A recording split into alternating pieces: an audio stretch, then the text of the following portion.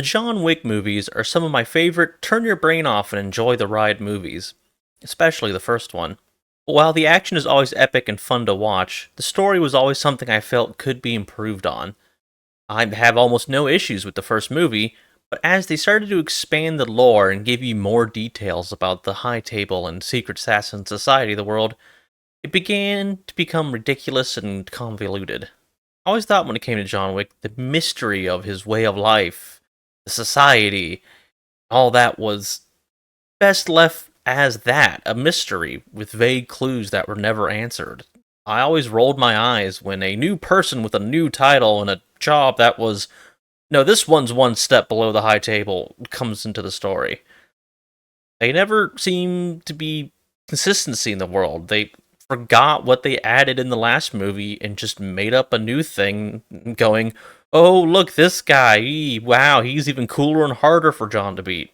Don't even get me started on how John suddenly can tank bullets, get hit by cars, and fall off buildings now thanks to a suit. I'm starting to get off topic, but the main takeaway from this opening monologue is I don't like John Wick for the story and world building. While this is relevant to the video, I'm not talking about the John Wick movies, I am talking about the spin-off prequel show about a character in the John Wick movies. I am talking about the Continental.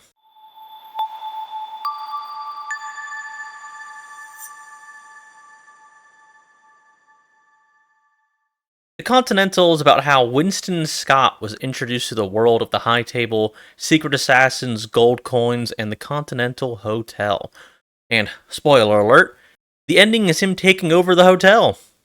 You also see how he meets and develops a relationship with Sharon, or Sharon, however you say it. If I had to sum up my feelings for this show in one sentence, I would probably say it poorly answers the question I never had about Winston in the first place. Winston from the John Wick movies is one of my favorite characters, mostly because of Ian McShane. I mean, it's Ian McShane. The dude is just so much fun to watch play anything and anybody. Every line of dialogue you give this man, he just spits it out like Shakespeare wrote it. Not only is it Ian McShane's performance that made me like Winston, I also liked how the man just wants to run his hotel. That's it. Follows the rules to the best of his abilities. If they ever become an obstacle to getting what he wants, a threat to losing his position, or a threat to his friends, he can bend those rules and use them to his advantage. He is a clever, always seems to come out on top kind of guy, but there was always this air of mystery of who he was and how he became the manager of the Continental. What kind of things was he capable of doing? And I was happy with that. I like the mystery being built into the character. I didn't need those blanks filled in. But how does the young Winston in the Continental show compare to the older seasoned Winston in John Wick? Well, we begin with the fact that I feel bad for Colin Woodell having to try and match the presence of Ian McShane. He didn't do a terrible job, but it was not the same. It was a bit like watching Alden Ehrenreich, this guy, watching him play Han Solo. He didn't do a bad job, but he just wasn't as good as him. Also have to make a quick note of, man, don't you just love it when prequels have the younger version of a character dressed the same way as the older version? Because I sure do. Just gotta make sure the audience recognizes who it is. But aside from the actor and the costume, the actual character in the show doesn't quite feel like the same guy. I mean, I didn't want him to be the exact same guy because he is younger and still has a lot to learn, but you're supposed to believe this guy is, in like 40 years, turns into Winston that we know from the movies. I just don't buy that they are the same guy. They do establish him as a clever and resourceful man that has always had some sort of ties to the criminal world. He's capable of making lots of money, making elaborate plans, and adapting quickly. He's also good at making allies and pulling favors. This all does seem on par with the Winston we know from the movies, but there's one big difference between them that makes me go, how does he end up as Ian McShane's character then? In the movies, Winston is very integrated into the world and the rules set out by the High Table. He even regrets following them sometimes because it could lead to his friends getting hurt. He understands and somewhat fears the High Table, only really stepping out of line when they threaten to take away his hotel from him, and the occasional courtesy bending of the rules for John. In the Continental, Winston only seems to care about getting the Continental as a fuck you to Cormac and the table. He doesn't have the want and love for the hotel and its money and power you associate with the movie Winston. He stops the hotel from falling apart, but it seems more like he doesn't want Cormac to win or his friends to get caught in the rubble. There is no real, infatuation with it or desire to be part of this world coming from Winston. I also don't understand how he's now the manager of the hotel and under the High Table when he very clearly is fighting them and saying fuck you to them, especially when he kills the adjudicator mask lady. How does this lead to the High Table going, yeah, this guy is alright, for 40 years? Wouldn't they want to retaliate? Wouldn't they immediately level the hotel and try to kill Winston and the rest of the cast? What the fuck happened to make Winston go from fuck the rules to I love the rules, I can use them to my advantage? The masked lady even tells him at one time that he will come to fear the table. Guess this is a throwaway line going, see? Foreshadowing to the movies. Ooh, that's just how scary the table is. He did this awesome take over the hotel, but now he's going to fear them one day. Oh, they're such powerful baddies, right? Yet all I can think is, no, they're not powerful baddies. This guy is more of a con man than an assassin, and he just took over the Continental while it's filled with highly trained killers the table employs to do their dirty work. And he did it with karate Vietnam vets and the homeless. The High Table sure doesn't seem like much of a threat to anybody. Why did John Wick losing his dog and car reignite movie Winston's fire to go against the table all those years later? He should be like, fuck man, that wasn't that hard. All these new resources I just got, I should be able to take out the entire High Table in a matter of months, because, fuck me, I just took this hotel in 2 days. There is no confirmation on a second season at the time I'm recording this video, but if they did get one, they would have to address this and show Winston becoming a part of the system. But back to the High Table not seeming that powerful. This is a criticism I've been starting to have since John Wick 3. It was just elevated more with this show. The point I always gathered from the John Wick series is that John, through the power of sheer fucking will, can do all these amazing things. With, of course, the help of a magic suit and the one-time cameo friends. He's supposed to be the ultimate killer in the world, the one man who can take on the entire High Table and kill them all with a fucking pencil. But with every friend of John's we get introduced to, it starts to just feel like, nah, it's just an organization of people that exist just to get shot. And this show makes it feel so much worse. This ragtag group of people just walked in and took everyone out. It was ridiculous. Multiple characters in the show kept saying, oh, you have no idea how powerful these people are. The same threat that is said and never realized in the movies, by the way. They keep hyping up the High Table and giving bullshit excuses as to why the bad guys fail. Like Cormac going, I asked for resources from the High Table, they didn't give me shit. The hotel is still filled with trained killers that are supposed to be somewhat similar to John fucking Wick. The only fights that I felt like they fit the narrative of being, ooh, you're in a dangerous situation, was in the last episode with the twins.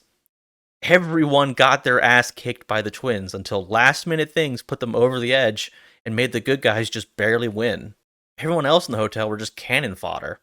Some had wacky costumes, but they never felt like actual threats. I seriously don't feel any type of threat from the villains anymore. Now it seems like anyone that can handle a gun can just walk into the hotels and make it crumble to their knees. But let's talk about the characters that helped Winston accomplish such an amazing task. Because it's a Peacock show in 2023, on the good guy side you have a very diverse group of people.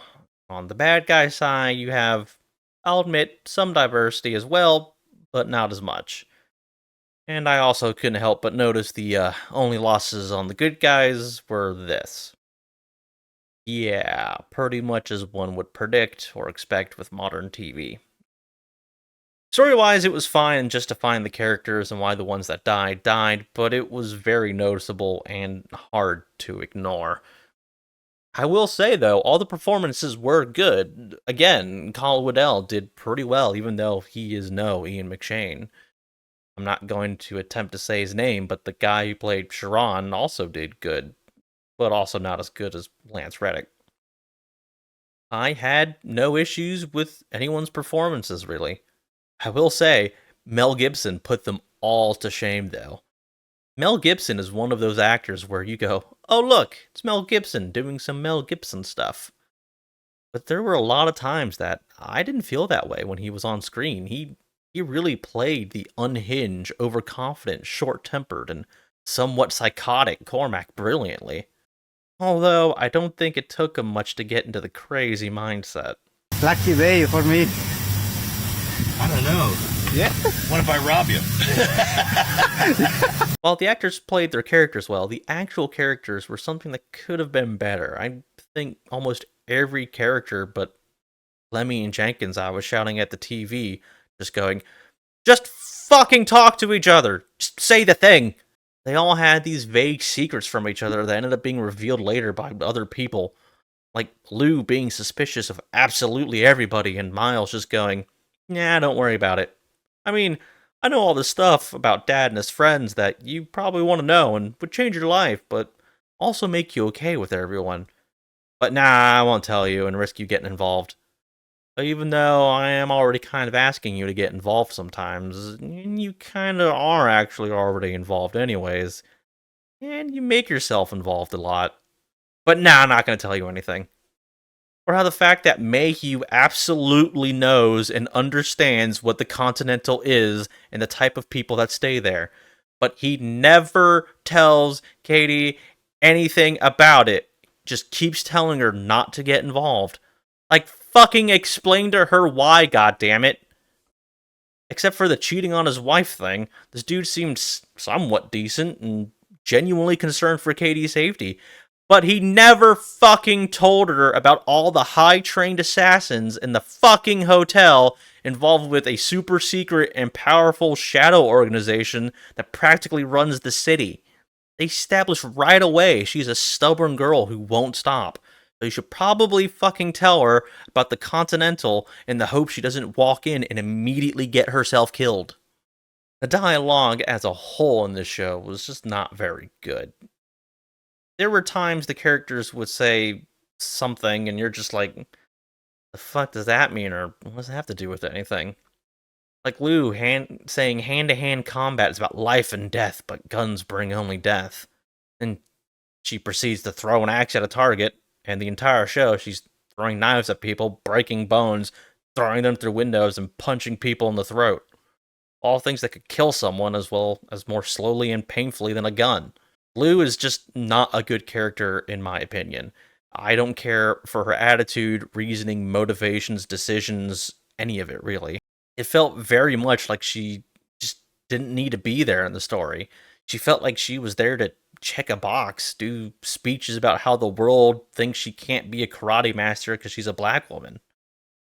However, some of the people are racist lines felt fine because it was set in the 70s. Like, Miles talking about as a black Vietnam vet, there weren't many employment options for him, so he got into gun running. With him knowing about his father's hitman past, the dojo being in a criminal neighborhood, the divided country about if America should have even been in Vietnam, poor treatment of the vets altogether, and his skin color, all of that would have pushed him into something like gun running. He had knowledge, experience, and yeah, it works with the story. Liu, however, was pretty much just, the world is out to get me because I'm black and they want to take away my father's dojo. Also, boo, guns, bad. Every time her story was continued, I just couldn't help but think, what does this have to do with killing Cormac and taking the Continental? I just had no investment in her character. Talking about Lou is kind of a good tie-in for my next issue with the show. The girl bosses. There are a lot of girl bosses in this show. Having a girl boss is not a bad thing when done right. I love a good, strong, and confident female character, but I don't like it when a girl is written like a look how big my dick is man. Except for the masked lady, Gretel, and the Continental Hotel concierge, the women of the show are infallible and can take down absolutely any man that comes at them. They are right or justified about everything in the end. They can do no wrong and won't lose a fight. Also, this lady is just female Lawrence Fishburne. Absolutely the same character, just a woman now. Anyway, speaking of the fights, the first episode, the fights were good. Ben Robson as Frankie, I thought, did the best. He almost looks and moves like Keanu Reeves.